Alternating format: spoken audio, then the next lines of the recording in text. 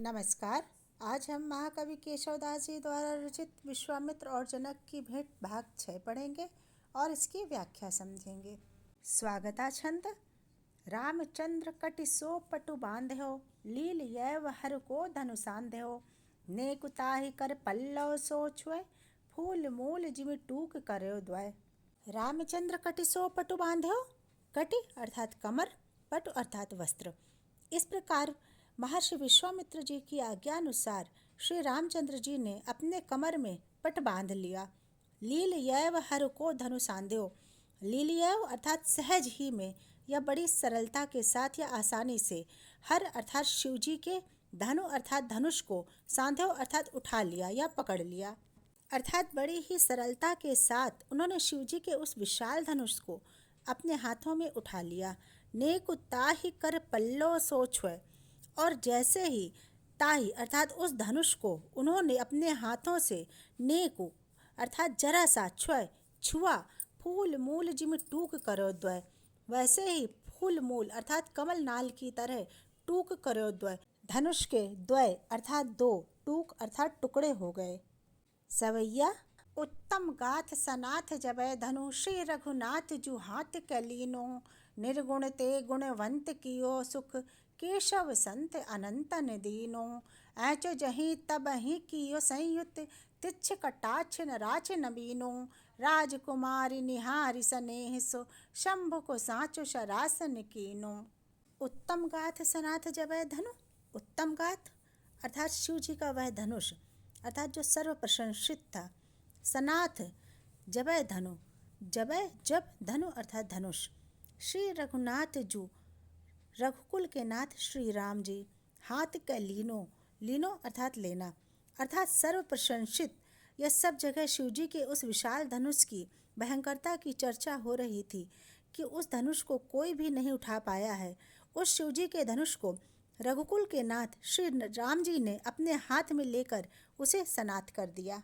अर्थात वह धनुष जब श्री राम जी के हाथों में आया तो वह सनाथ हो गया। निर्गुण ते गुणवंत कियो, सुख केशव संत अनंतन तीनों। निर्गुण अर्थात डोरी रहित, गुणवंत अर्थात डोरी सहित या प्रत्यंचा चढ़ाना। अर्थात शिव जी का वह विशाल धनुष जो निर्गुण अर्थात प्रत्यंचा रहित था, जिस पर अन्य राजा प्रत्यंचा चढ़ाने में असफल रहे थे, उस धनुष को श्री राम ने गुणवंत कर दिया अर्थात उस पर प्रत्यंचा चढ़ा दी। सुख केशव संत अनंतन दीनो अर्थात केशवदास जी कहते हैं कि इस प्रकार श्री राम जी ने संत जनों को अनंतन अर्थात अपार सुख दिया। अर्थात श्री राम जी द्वारा धनुष पर प्रत्यंचा चढ़ाए जाने पर संतों को अपार खुशी प्राप्त हुई। ऐचो जहीं तबहीं, जैसे ही श्री राम ने उस धनुष की डोरी को खींचा कि वो संयुक्त तिच्छ कटाक्ष नराच नवीनो, तो अपने तिच्छ कटाक्ष अर्थात सूक्ष्म कटाक्ष की तरह उसे नराच नवीनो अर्थात नए बाण से संयुक्त अर्थात युक्त कर दिया। राजकुमारी निहारी सनेह सो शंभु को। और इस प्रकार राजकुमार श्री राम ने शंभु को अर्थात शिव जी के उस धनुष को निहारी सनेह अर्थात स्नेह पूर्वक निहार कर सांचो शरासन कीनो, सांचो अर्थात सच में, शरासन कीनो धनुष बना दिया या शरासन कर दिया। प्रथम टंकोर झुकी झारी संसार मद, चंड को दंड रहो मंड नव खंड को। जाली अचला अचल घाल दिग पाल बल, पाल ऋषि राज के बचन पर चंड को। सोधुदय ईश को बोधु जगदीश को, क्रोध उपजाई भृगु नंद बरी बंड को। बांधि बर स्वर्ग को साधि अप वर्ग, धनु भंग को शब्द गयो भेद ब्रह्मंड को। प्रथम टंकोर झुक झारी संसार मद।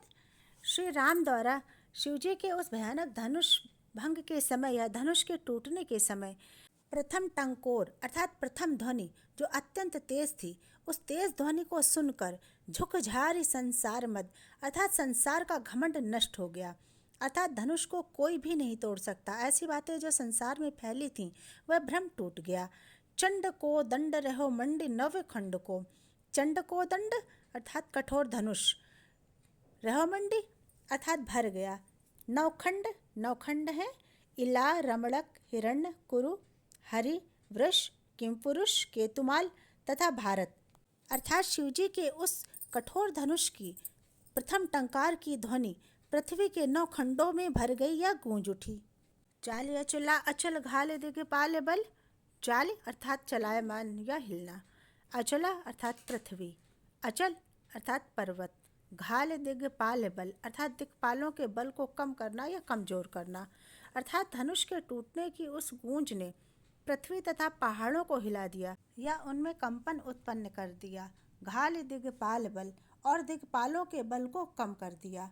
पाल ऋषिराज के वचन पर चंड को अर्थात महर्षि विश्वामित्र के प्रचंड आदेश का पालन करके स्वोदय ईश को अर्थात भगवान शंकर को धनुष टूटने की सूचना देकर बोध जगदीश को अर्थात विष्णु जी के अवतार का ज्ञान ब्रह्मा जी को कराकर क्रोध उपजाई भृगुनंद बरिबंड को और बरिबंड अर्थात बलवान भृगुनंद अर्थात परशुराम के क्रोध को जागृत करके बाधि वर स्वर्ग को अर्थात स्वर्ग के वर अर्थात श्रेष्ठ, बाधि अर्थात बाधा अर्थात स्वर्ग के श्रेष्ठ निवासियों के शांत जीवन में या कार्यों में बाधा पहुंचाकर साध अप्य वर्ग को अर्थात मोक्ष साध कर अर्थात ऋषि दधीच की हड्डियों से बने शिव धनुष पर श्री राम का हाथ लगते ही ऋषि दधीच को मोक्ष की प्राप्ति हो गई।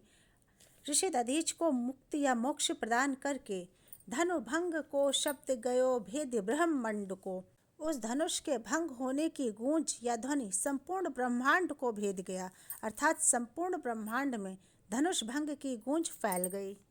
यहीं पर विश्वामित्र और जनक की भेंट का भाग 6 अर्थात अंतिम भाग समाप्त होता है।